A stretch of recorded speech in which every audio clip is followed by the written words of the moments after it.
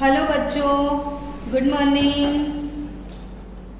काले जे लेक्चर આપણે મૂક્યું હતું એ લેક્ચરમાં આપણે ધાત્વીય લક્ષણ અને અધાત્વીય લક્ષણ વિશે ચર્ચા કરી હતી।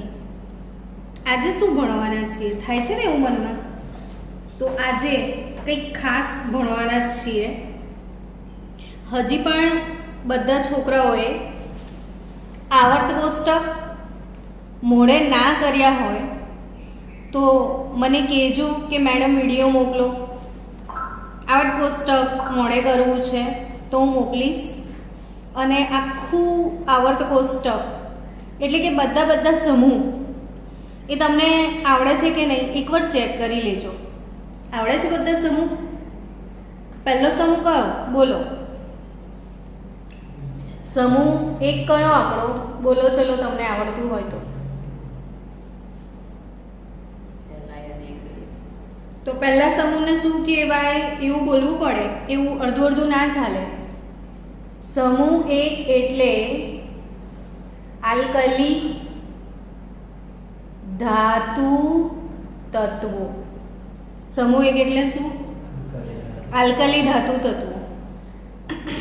આજે બધા જ સમૂહ મોડે કરી ને એક વખત બધા સમૂહના સિમ્બોલ, નામ, ઇલેક્ટ્રોન રચના અને સામાન્ય ઇલેક્ટ્રોન રચના આટલું લખી અને હોમવર્ક સેન્ડ કરજો બધા જ લોકો। સમૂહ એક એટલે ફટ લઈને આવડવું જોઈએ। સમૂહ એક એટલે શું? આલ્કલી ધાતુ તત્વો। અને કોઈ કહે કે સમૂહ બે તો શું બોલશો બોલો? સમૂહ બે માટે કંઈક તો બોલશો ને તમે, શું બોલશો? તો કે આલ્કલાઇન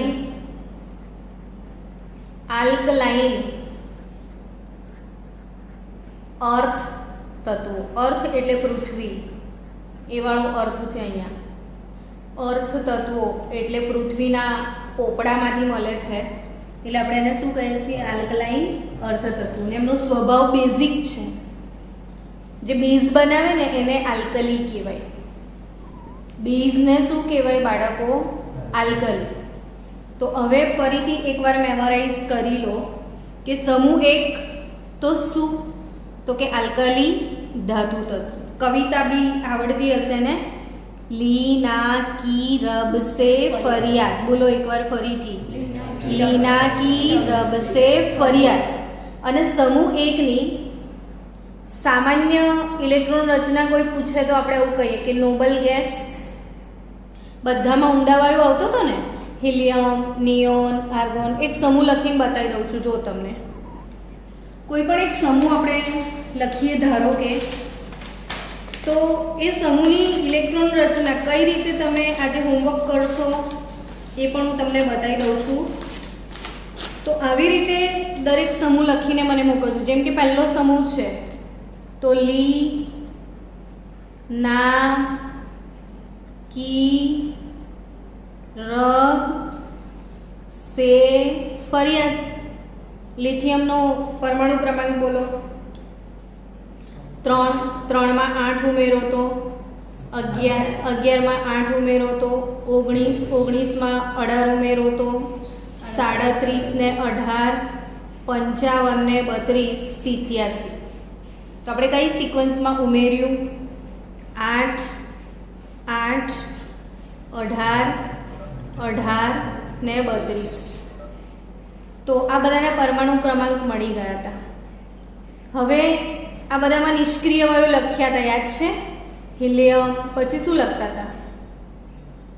નિયોન, પછી આર્ગોન, ક્રિપ્ટોન, ઝેનોન અને રેડોન। એટલે આને ઊંડા વાયુ કહેવાય। એટલે જ્યારે સામાન્ય ઇલેક્ટ્રોન રચના લખાય તો એ ઊંડા વાયુ એવું લખાય। હવે આની ઇલેક્ટ્રોન રચના શું? તો કે 2s1 3s1 4s1 5s1 6s1 7s1। તો આ 7s1 6s1 આ જો આવર્તનો નંબર છે, બીજા આવર્તનું તત્વ, ત્રીજા આવર્તનું, આ ચોથા આવર્તનું, પાંચમા આવર્તનું, છઠ્ઠા આવર્તનું, સાતમા આવર્તનું। આને આવર્તનો નંબર કહેવાય। તમને કોઈ પૂછે કે રૂબિડિયમ કયા આવર્તમાં છે હવે તમને ઇલેક્ટ્રોન રચના આવડતી હોય તો તમે ફટ લઈને ઇલેક્ટ્રોન રચના લખી દેશો, પછી કહી શકશો કે રૂબિડિયમ કયા આવર્તનું તત્વ છે? 5મા આવર્તનું તત્વ છે. રૂબિડિયમ કયા આવર્તનું તત્વ છે? પેલું માઈક આપી દે ને. 5મા આવર્તનું તત્વ છે. હવે આ આવર્ત બતાવે છે, બરાબર. હવે બધાની છેલ્લી કક્ષામાં એક વસ્તુ જોઈ કે ઇલેક્ટ્રોન રચના બધાની સમાન જ છે. ઇલેક્ટ્રોન રચના બધાની કેવી છે? સમાન જ છે. જેમ કે લિથિયમ 2s1, સોડિયમ 3s1, તો 1 1 1 બધાની છેલ્લી કક્ષામાં એક ઇલેક્ટ્રોન છે, એટલે એને કયા સમૂહમાં મૂકવામાં આવ્યો છે? પ્રથમ સમૂહમાં. એટલે આવી રીતે બધા જ સમૂહ આજે મોડે કરી નાખજો. જેમ જેમ કેમેસ્ટ્રી આગળ ચાલશે ને એમ એમ તમને સમજમાં આવશે બાળકો કે સમૂહનું કેટલું મહત્વ છે. હવે જો તમને આવર્ત કોષ્ટક નથી આવડતો, ઇલેક્ટ્રોન રચના નથી આવડતી, તો કેમેસ્ટ્રી અધૂરું કહેવાય. એટલે આજે મહેરબાની કરીને બધા જ સમૂહ મોડે કહીને મને કહેજો.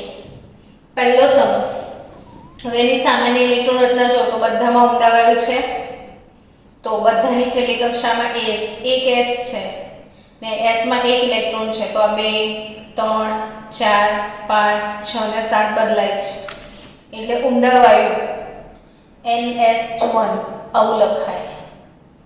તો સમૂહ 2 ની સામાન્ય ઇલેક્ટ્રોન રચના. સમૂહ 2 એટલે આલ્કલાઇન અર્ધ તત્વો. કોઈ એમ બોલો તો 2Mg કાસર બારા. બોલો બધા ફરી એકવાર બોલો 2Mg કાસર બારા. તો એની સામાન્ય ઇલેક્ટ્રોન રચના બોલો. નોબલ ગેસ તો ખરો જ, NS2. શું છે સામાન્ય ઇલેક્ટ્રોન રચના? ઉમદા વાયુ NS2. હવે વચ્ચે આ બંને જે સમૂહો છે, આ બંને સમૂહો S વિભાગના તત્વોમાં આવે છે. કેમ કે એમનો છેલ્લો ઇલેક્ટ્રોન S કક્ષકમાં છે. દેખાય છે બધાને? જેનો છેલ્લો ઇલેક્ટ્રોન S કક્ષકમાં હોય એ કયા વિભાગના તત્વો કહેવાય? S વિભાગના તત્વો. પછી આવર્ત કોષ્ટકમાં D વિભાગ આવે છે ને પછી P વિભાગ. તો આપણે P વિભાગથી શરૂ કરીએ તો 13મો સમૂહ, 14મો સમૂહ, 15 16 અને 17મા સમૂહ સુધી ડિસ્કસ કરીએ. ચલો ક્વિક આન્સર કોણ આપશે? 13મા સમૂહને શું કહેવાય? બોલો. 13મો સમૂહ કયા નામથી ઓળખાય છે? બોરોન સમૂહ.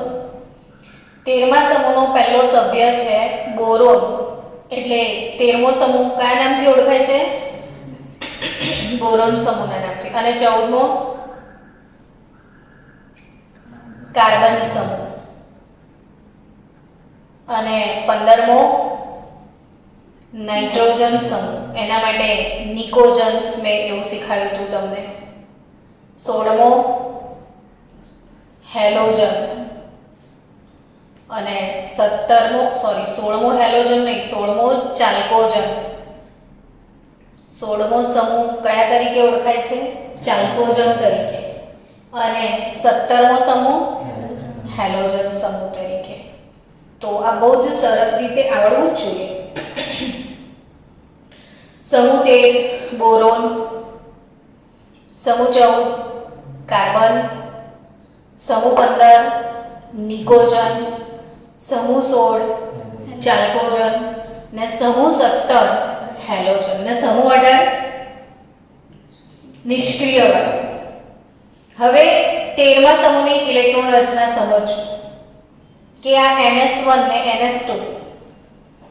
તમને બધાને ખબર છે કે S ફૂલ થઈ જાય, S ભરાઈ જાય તો ઇલેક્ટ્રોન પછી P માં જ જાય ને. તમારી પાસે 2S ફૂલ થાય તો ઇલેક્ટ્રોન શેમાં જાય? 2P માં જ જાય.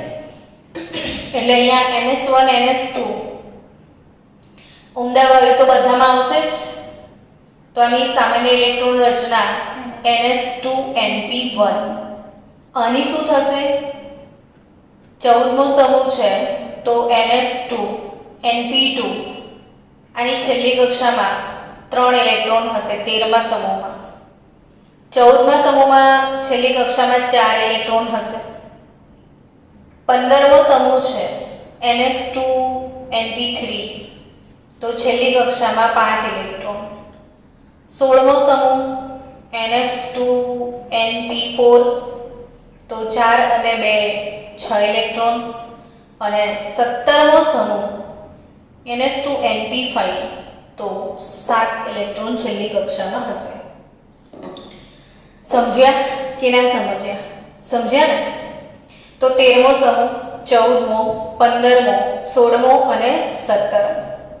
હવે ઓક્સિડેશન આંક એની થોડી સમજણ મેળવીએ કે ઓક્સિડેશન આંક એટલે શું. તમે ત્રીજું પ્રકરણ બહુ સારી રીતે નથી સમજતા તો પછી બધા જ ચેપ્ટરમાં તમને બહુ જ તકલીફ પડશે.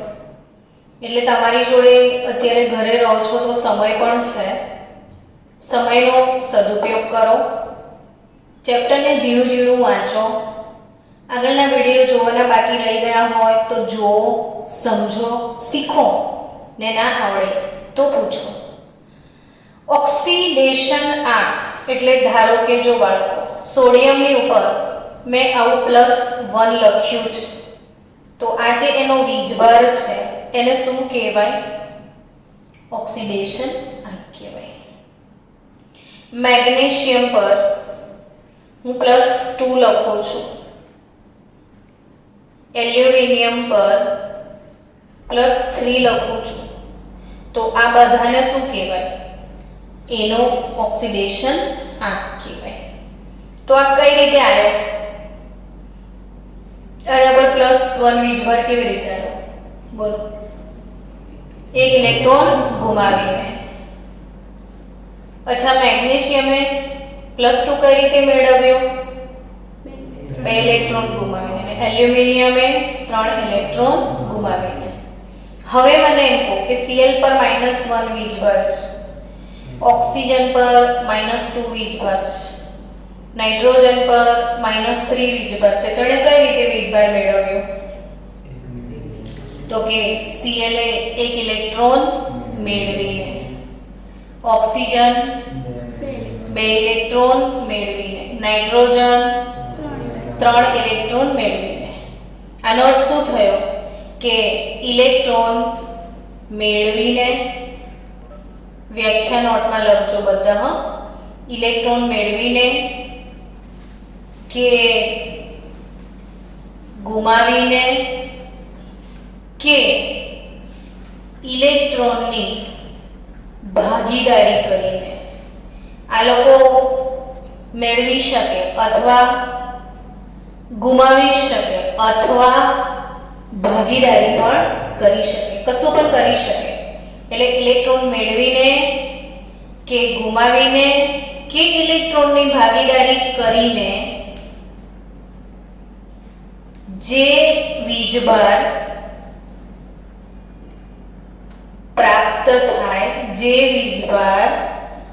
પ્રાપ્ત થાય તેને ઓક્સિડેશન આંક કહેવાય. શું વ્યાખ્યા મેં લખી? વાંચો તો બધા જોરથી. ઇલેક્ટ્રોન મેળવીને કે પછી ઇલેક્ટ્રોન ગુમાવીને કે પછી ઇલેક્ટ્રોનની ભાગીદારી કરીને જે વીજભાર આપણને પ્રાપ્ત થાય તેને શું કહેવાય? ઓક્સિડેશન. તમને એમ થાય કે ભાગીદારી કરે તો થોડું થાય તો જો હું ભાગીદારી કરેલો એક અણુ લખું છું H2SO4. નામ સાંભળ્યું છે પહેલા આનો કોઈ દિવસ? H2SO4 ને શું કહેવાય બોલો? Sulphuric acid.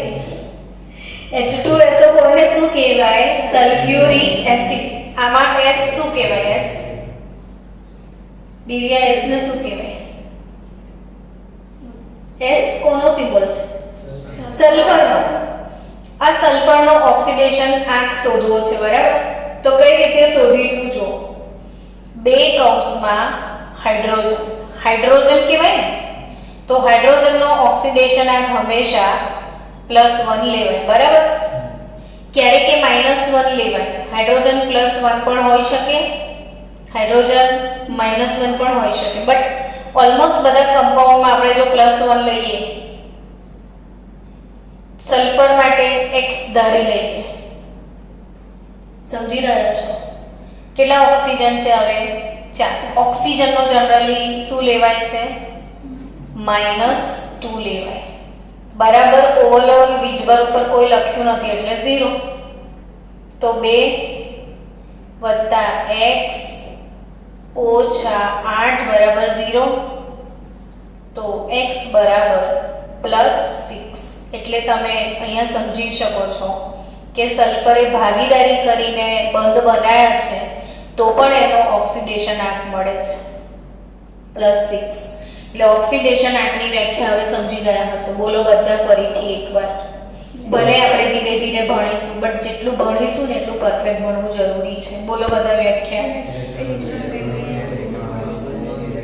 કે ઇલેક્ટ્રોનની ભાગીદારી કરીને જે વીજભાર પ્રાપ્ત થાય તેને શું કહેવાય? ઓક્સિડેશન. હવે સમજો, ફરીથી એક વખત લખવું પડશે આપણે કે આ જેટલા બી સમૂહ છે એ સમૂહ સમજીએ કે સમૂહ 1 કયો સમૂહ? 1, પછી સમૂહ 2, પછી સમૂહ 13, 14, 15, 16 અને 17. હવે આ બધા જે સમૂહ છે એનો ઓક્સિડેશન આંક, સમૂહ 1 હોય ને તો એની છેલ્લી કક્ષામાંથી એક જ ઇલેક્ટ્રોન ગુમાવી શકે.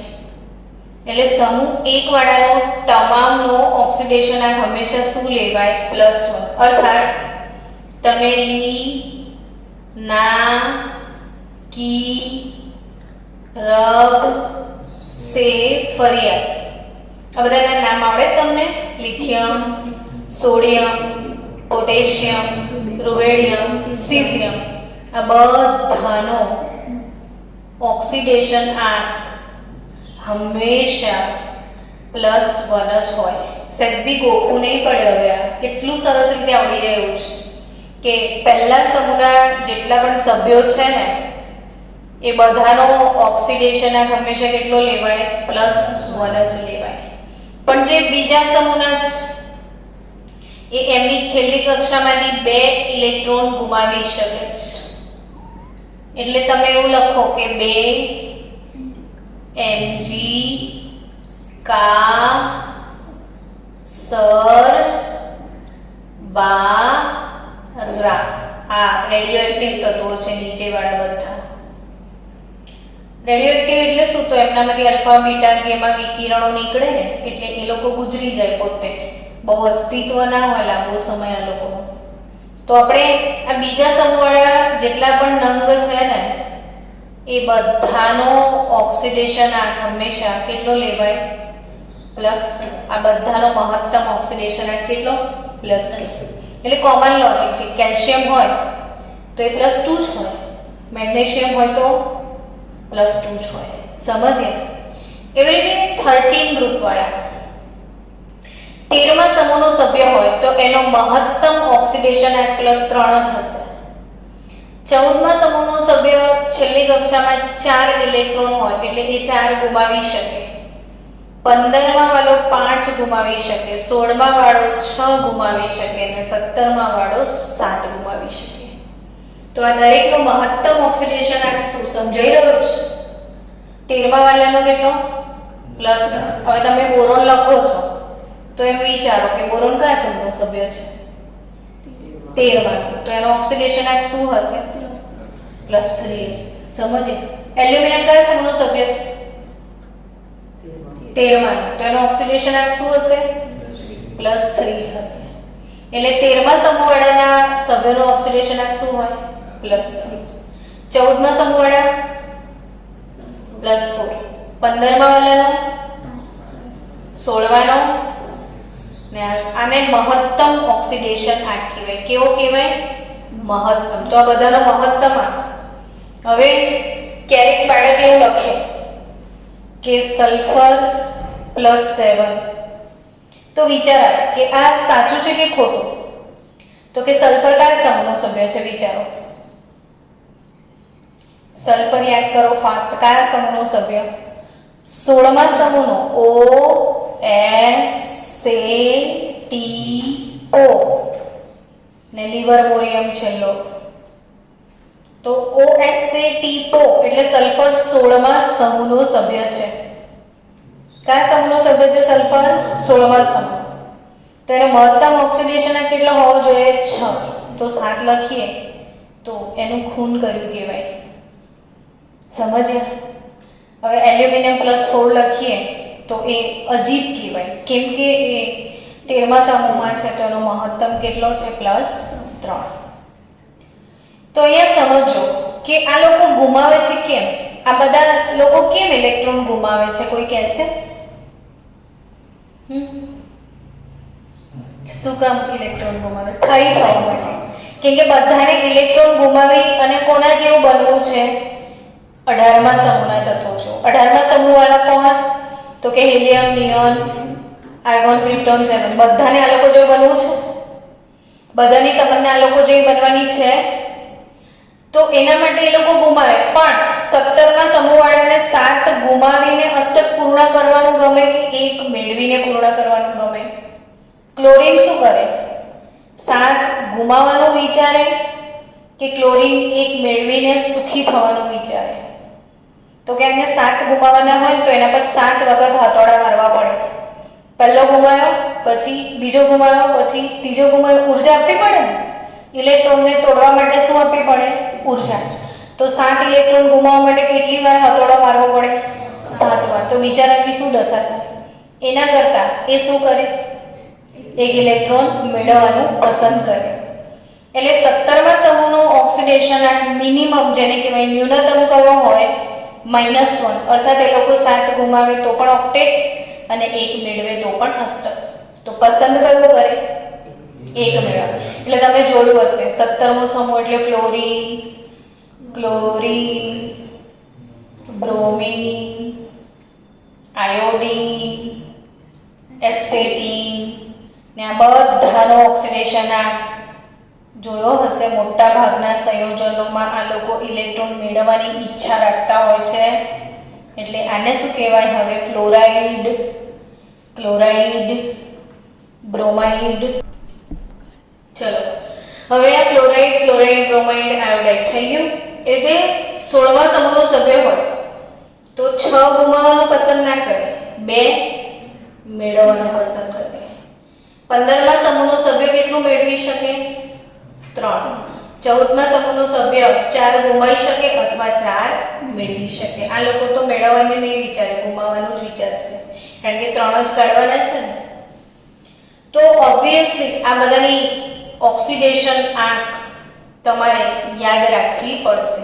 હવે કેમ યાદ રાખવાની એ સમજીએ. તો કે તમને કોઈ એવું કે સંયોજન બનાવો એલ્યુમિનિયમ કાર્બાઇડ નું સૂત્ર શું થાય? શું પૂછે? Aluminium carbide. જે હંમેશા આગળ હોય ને એ ધન આયન અને પાછળ હોય ને એ ઋણ આયન.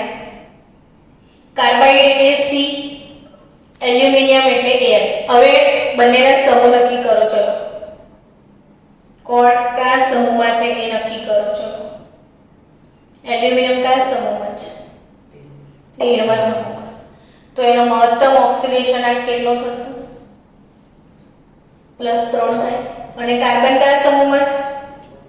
14મા સમૂહમાં. તો એનો -4 થશે.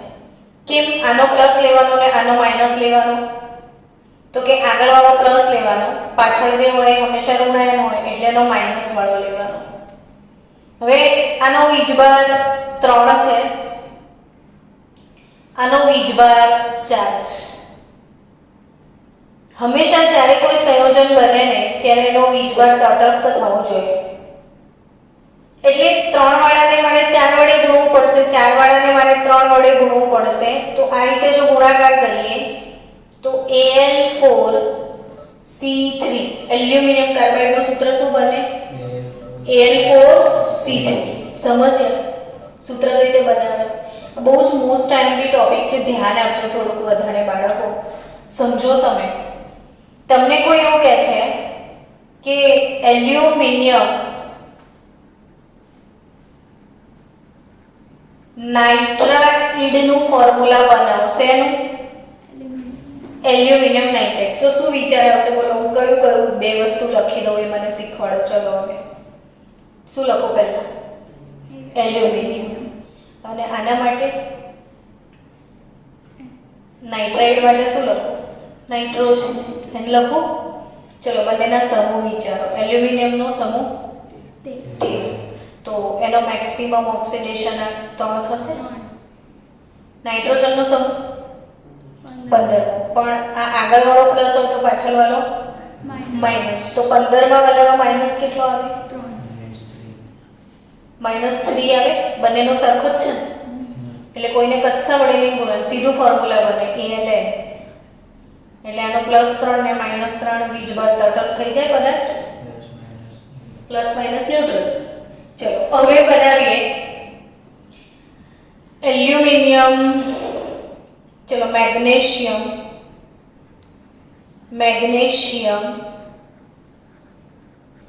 નાઇટ્રાઇડ બનાવીએ શું બનાવીએ મેગ્નેશિયમ નાઇટ્રાઇડ કઈ રીતે બનાવીશું મેગ્નેશિયમ નાઇટ્રાઇડ બોલો તો મેગ્નેશિયમનું Mg નાઇટ્રોજનનું N ચલો હવે બંનેનું સંયોજકતા લખાવડાવો કે મેગ્નેશિયમની શું હશે તો મેગ્નેશિયમ બીજા સમૂહમાં એટલે +2 થાય નાઇટ્રોજન કયા સમૂહમાં 15 માં તો -3 લેવાય અને 2 અને 3 બંનેનો ધન અને ઋણ વીજભાર સરખો કરવો પડે તો 2 ને 3 વડે ગુણું તો 3 દુ 6 3 વાળાને 2 વડે ગુણું તો બી 3 દુ 6 +6 -6 બેલેન્સ એટલે Mg3 N2 Mg3N2 magnesium nitride આ રીતે બનશે સમજ્યા ઓકે હવે તમારે બનાવવું છે એલ્યુમિનિયમ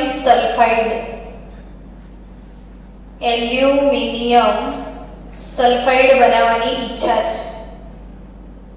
એટલે તમે પહેલા બે તત્વો લખી દો એલ્યુમિનિયમ એટલે Al ને સલ્ફાઇડ એટલે S થયો સમૂહ નક્કી કરો છો તો એલ્યુમિનિયમ તો હવે ગોખાઈ ગયો હશે ને 13મા સમૂહમાં +3 સલ્ફર ગોખાયો કે નહીં કયા સમૂહમાં સલ્ફર 16મા સમૂહમાં આજે તૈયાર કરી દેજો બધા જ સમૂહ ને કાલે આવીને ટેસ્ટ આપજો બધા કાલે ભાઈ બધા સ્ટુડન્ટ આપણે પહેલી 15 મિનિટ મીટિંગમાં દરેક સમૂહનો ટેસ્ટ રાખીએ છીએ તો જેટલા પણ સમૂહ ભણાયા છે એ બધાનો કાલે 15 મિનિટ ટેસ્ટ આપણે બધા લખીશું પછી ભણવાનું ચાલુ કરીશું સલ્ફર એનો -2 થાય તો Al2S3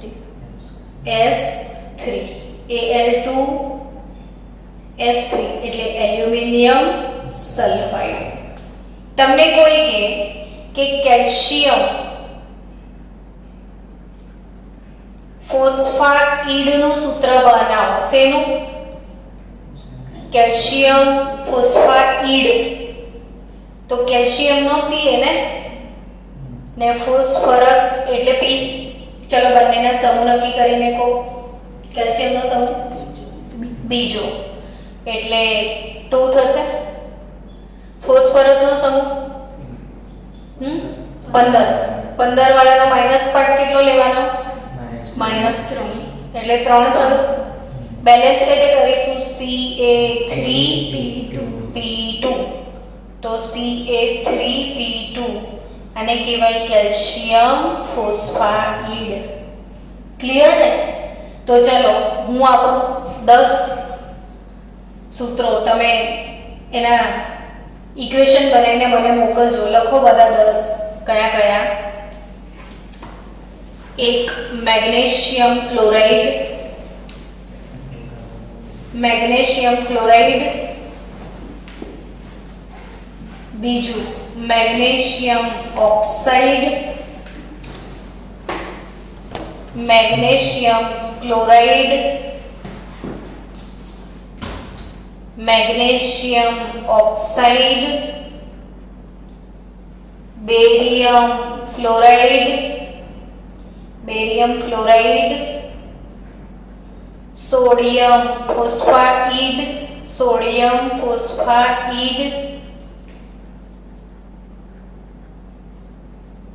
aluminium nitride, aluminium nitride, calcium carbide,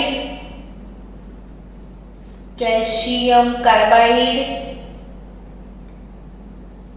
boron oxide, calcium carbide લખ્યું, boron oxide,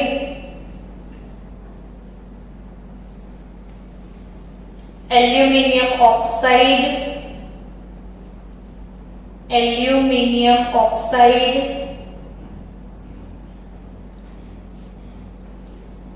potassium bromide,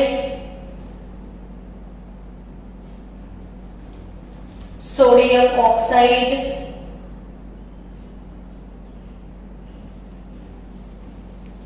potassium sulphide,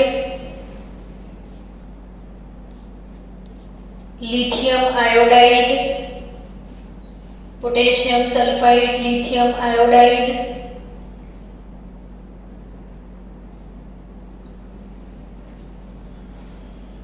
લખ્યું, boron chloride, boron chloride, phosphorus oxide,